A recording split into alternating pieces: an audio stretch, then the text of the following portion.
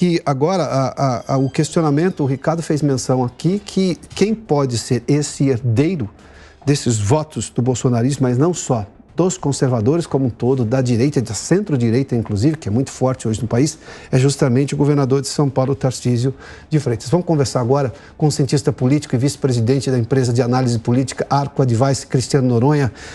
Noronha, seja bem-vindo, boa tarde. Boa tarde, Piotr. Prazer estar aqui com você. Noronha, qual é a sua opinião sobre o futuro da direita dos conservadores, desse candidato que, de alguma forma, sim, Bolsonaro conseguiu fazer isso ficar ainda maior? Ele, obviamente, está inelegível agora pela decisão do Tribunal Superior Eleitoral, a menos que tenha uma reviravolta, não se sabe, mas, enfim, neste momento ele está inelegível. Ele continua sendo extremamente importante para puxar votos. Ele viaja eu vou fazer menção aqui, ele está viajando de avião de carreira e as pessoas param para tirar foto com ele. Ou seja, uma coisa é o entendimento da justiça, outra coisa é a popularidade que ele ainda mantém. Mas, na sua opinião, quem vai ser exatamente esse líder? Ou dependemos do tempo para saber que pode, digamos, ocupar esse lugar de Bolsonaro numa candidatura daqui a pouco mais de 3 anos? Olha, Piotr, o próprio ex-presidente foi indagado numa recente entrevista sobre esse nome, né? E o próprio ex-presidente Jair Bolsonaro não quis mencionar diretamente nenhum. Ele disse isso segundo ele, para não causar nenhum tipo de ciumeira. É natural que Tarcísio de Freitas apareça como a priori talvez o nome mais forte, mas eu acredito que a gente tem também outras alternativas, né? A própria Michele é um nome, o governador de Minas Gerais, Romeu Zema, também é uma alternativa, o governador do Paraná, Ratinho Júnior, também aparece, e a senadora Tereza Cristina também é também um nome forte. Ela tem o apoio, por exemplo, do agro, lembrando que o agro foi um setor que apoiou muito o ex-presidente Jair Bolsonaro. Então, acho que está, vamos dizer assim, em aberto, porque vai depender muito da conjuntura, vai depender muito até também do desempenho da economia e quanto que o presidente Lula consegue recuperar de popularidade e o que as pesquisas vão indicar em relação à intenção de voto desses nomes. Muito provavelmente uma série de perguntas qualitativas vão ser feitas envolvendo esses candidatos e essa escolha vai se passar, vai depender muito desse cenário. Agora, o caminho natural, vamos dizer assim, do Tarcísio é disputar a reeleição do governo de São Paulo, porque ele tem essa possibilidade. Romeu Zema, por exemplo, e Ratinho Júnior, eles não podem mais disputar uma reeleição. E a senadora Tereza Cristina, mesmo que ela dispute e não ganhe as eleições, ela continua como senadora, né? Então, eu acredito que está em aberto, com nome sim de vantagem para Tarcísio de Freitas, mas isso ainda vai depender de alguns fatores importantes que a gente vai ver no decorrer desses próximos anos. Tá. Noronha, me permita voltar aqui, talvez, no tempo e lembrar de Tony Blair, o primeiro-ministro britânico, que defendia uma terceira via sobre vários outros aspectos, mas eu vou pegar só na questão da polarização política recente aqui no Brasil, entre, obviamente, o presidente Bolsonaro e o petismo de Luiz Inácio Lula da Silva. Você acha que agora é o momento dessa terceira via, mesmo que, por exemplo, seja um candidato ligado a Bolsonaro, mas, digamos, com um modus operandi um pouco diferente, ou seja, mais diplomático, que foi exatamente uma das reclamações que apareciam em relação a pessoas que diziam não vou votar em Bolsonaro, independentemente dos resultados da economia do ano passado? Aí que eu não sei se a economia no Brasil é algo que realmente ganha eleições mais. Depois dessa eleição, eu confesso, tenho dúvidas. Mas você acha que essa terceira via vai ser, digamos, vai ganhar de fato força a partir de agora? Olha, Piotr, a economia ela vai continuar sendo um fator importante. O problema que a gente tinha nessa eleição que não era a economia que estava em jogo, né?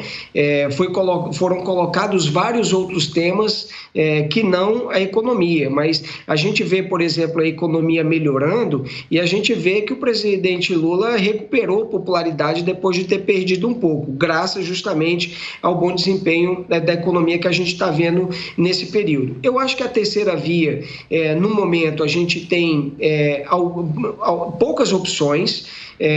como, por exemplo, o governador do Rio Grande do Sul, Eduardo Leite, que pode ser, eventualmente, uma opção. Agora, o PSDB, ele está bastante debilitado, ele vai precisar, obviamente, se reconectar, vamos dizer assim, com o eleitorado.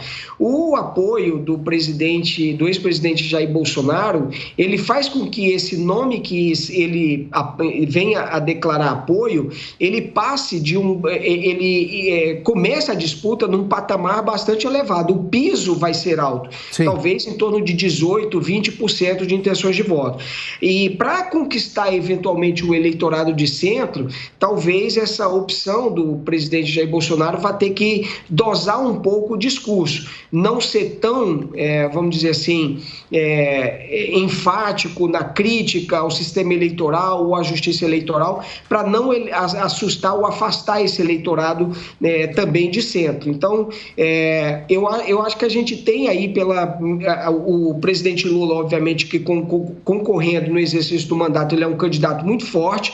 Agora, o presidente Jair Bolsonaro parte desse piso muito elevado e a gente vai ver, talvez possa surgir uma candidatura de centro capaz, né, de também fazer frente a essa candidatura apoiada pelo ex-presidente Jair Bolsonaro. Eu acredito que a gente tem uma chance alta de ter uma eleição presidencial também definida em 2 turnos. Acho que o presidente Lula é uma presença certa e muito provavelmente essa segunda vaga vai ser definida justamente nesse campo de centro ou entre um candidato apoiado pelo ex-presidente Jair Bolsonaro. Noronha, você acredita na presença do presidente Lula na próxima eleição? Ele como candidato à sucessão dele próprio, ou seja, num candidato à reeleição dele para um eventual 4º mandato, apesar... Porque se a gente comparar o Lula dos 2 primeiros mandatos, eu estou falando do ponto de vista físico, e essas coisas pesam. Aliás, os americanos falam disso com absoluta naturalidade. Aqui no Brasil é um certo tabu, mas enfim, a idade pesa para todo mundo. O que fazíamos há 20 anos, talvez não façamos agora. Mas, enfim, mesmo com a idade mais avançada do presidente Lula, você considera ele um candidato não só viável, isso é uma outra questão. Eu estou falando, ele teria essa disposição de participar, de concorrer, perdão, a um 2º mandato agora, da reeleição dele? Olha, Piotr, eu tendo a acreditar que sim. Dificilmente o presidente Lula vai abrir mão disso. Mas mesmo que ele não seja candidato, lembrando que quando o Lula não foi candidato, ele retirou o Haddad de 3% para colocar em 46% no 2º turno. E veja que naquele momento o presidente estava preso, a Lava Jato era um verdadeiro símbolo. Sim. Então, seja o presidente Lula diretamente ou um candidato apoiado por ele, na minha opinião, vai estar no 2º turno na próxima eleição, quem quer que seja. Cristiano Noronha, muito obrigado pela participação aqui no Prós e Contras da Jovem Pan. Boa tarde, hein? Boa tarde, Piotr. Prazer. O Cristiano Noronha da Arco Advice conversou conosco, da consultoria política Arco Advice, sobre o futuro agora da direita e, obviamente, os prognósticos para a próxima eleição de daqui pouco mais de 3 anos, né? Tem uma eleição municipal ano que vem ainda, tá? Depois, sim, aí temos 2 anos depois a eleição presidencial.